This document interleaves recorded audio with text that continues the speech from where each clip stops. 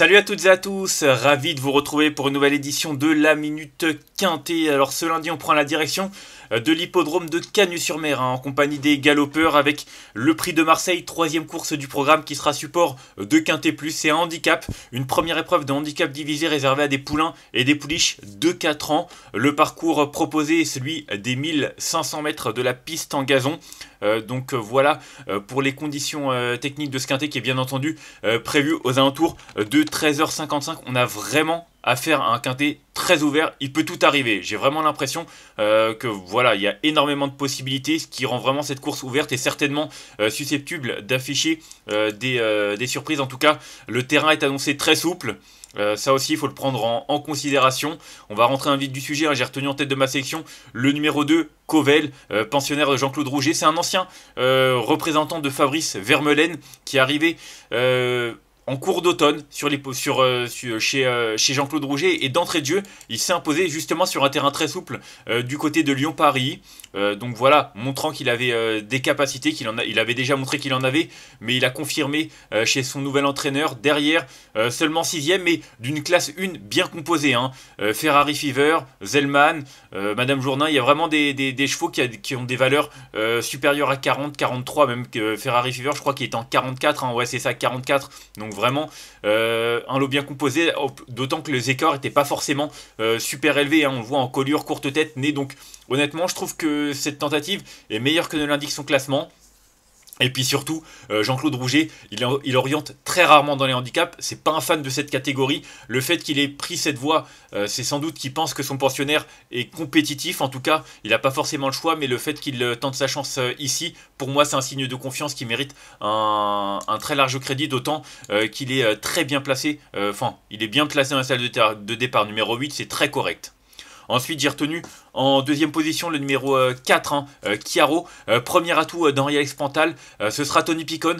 En général, c'est lui la première monte chez Henri-Alex Pantal. Et le fait qu'il soit sur ce numéro 4, Chiaro, pour moi, c'est certainement que c'est sa première chance. En tout cas, il a déjà fait l'arrivée au niveau quintet, puisque dès son premier handicap, il avait terminé deuxième du côté de Longchamp. Terrain bon souple. Il a également fait l'arrivée en terrain collant, terrain lourd. Il s'adapte un peu à tous les terrains. Il n'a pas été revu depuis une 5ème place.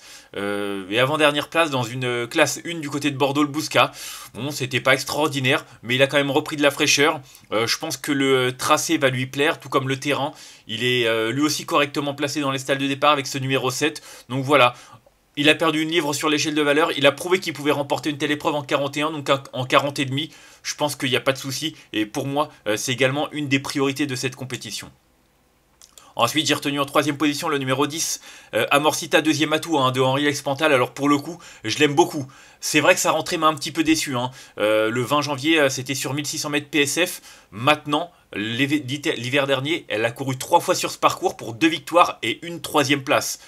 En terrain très souple en plus, les 2 victoires, franchement, elle a tout pour plaire. Si ce n'est sa rentrée qui m'a un petit peu déçu. Honnêtement, pour moi, elle a la pointure, elle a de l'expérience, elle a pris plusieurs places dans cette catégorie durant l'année 2024. Elle a un très bon numéro dans les stalles de départ.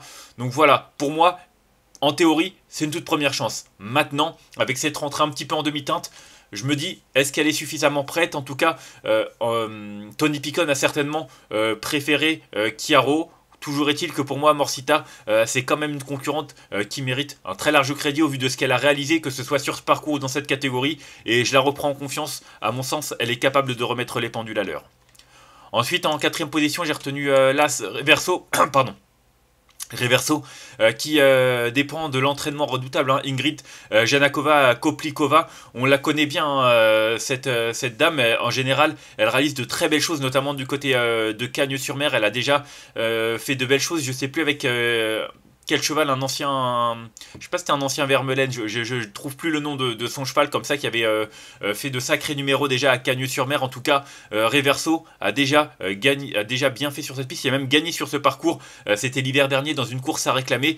C'est justement à l'issue de cette course qu'il est passé chez son nouvel entraîneur. Il a prouvé qu'il valait mieux que ça. D'ailleurs, il avait terminé deuxième d'une listed fin octobre, mi-octobre, 19 octobre du côté de Nantes. Franchement, après une victoire à réclamer, passer au niveau listed, c'est quand même pas rien. Du coup, sa valeur a aussi bondi, hein, il est en 42,5, ça lui laisse beaucoup moins de marge.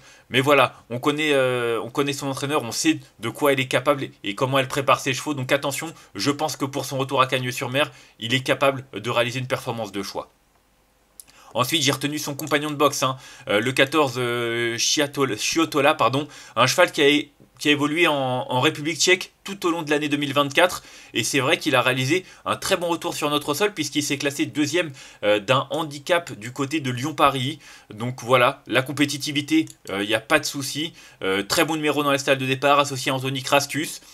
Il a jamais couru sur l'hippodrome de Cagnes, mais il a des références à faire valoir dans des terrains assez pénibles, très souples d'ailleurs, c'était le cas la dernière fois du côté de Lyon-Paris. Donc attention, je pense qu'en bas de tableau, avec un tel numéro dans les stalles de départ, il a vraiment une très belle carte à jouer.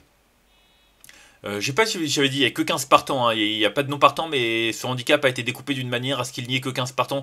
Je tenais à le préciser parce qu'en général, j'ai l'habitude de dire 16 partants en début d'émission et je me souviens pas l'avoir dit en tout cas.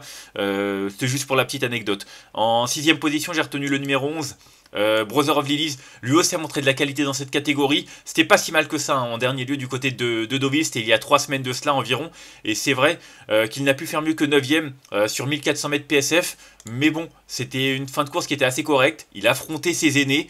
Donc je trouve que l'un dans l'autre, la tentative est loin d'être négative. Il a un bon numéro dans les stalles de départ.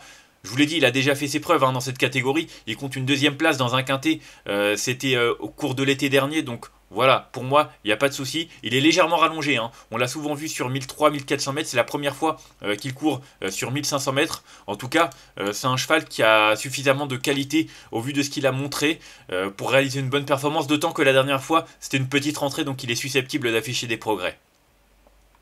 Ensuite, en 7ème position, j'ai retenu le 6, Lancelot Gold, un cheval qui fait sa rentrée, hein. Il est passé chez Jérôme Régnier, c'est un ancien représentant de Jean-Pierre Carvalho. Alors lui a montré de la qualité, hein, notamment durant l'été dans des quintets, en se classant 2 fois 3ème.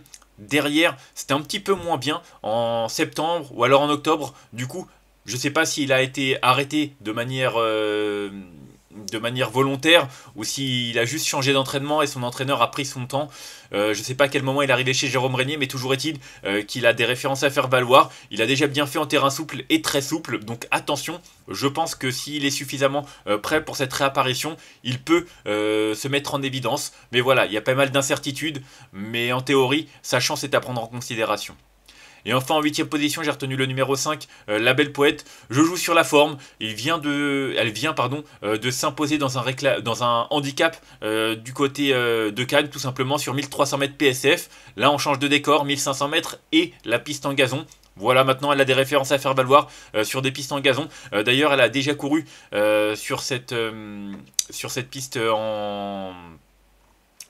en gazon, puisqu'elle a déjà fait l'arrivée par le passé. Elle a terminé même 6ème d'une listed sur ce parcours. Donc voilà, certes seulement 6ème, mais c'était quand même une listed. Sa valeur est quand même assez tombée sa valeur est tombée bien bas. Du coup, je pense que malgré la victoire, elle a encore un petit peu de marge. Marie Vellon s'entend bien avec elle. Donc voilà, je me dis pourquoi pas. On surfe sur la forme pour pourquoi pas prendre une place. Et enfin, en cas de non partant, j'ai retenu le numéro 3, Tiffany Lee, qui porte pas mal de poids, hein. Je ne sais pas si elle a encore un peu de marge celle-là, parce que depuis sa victoire de Quintet en septembre du côté de Compiègne, bah, elle a été pénalisée de 3,5 kg.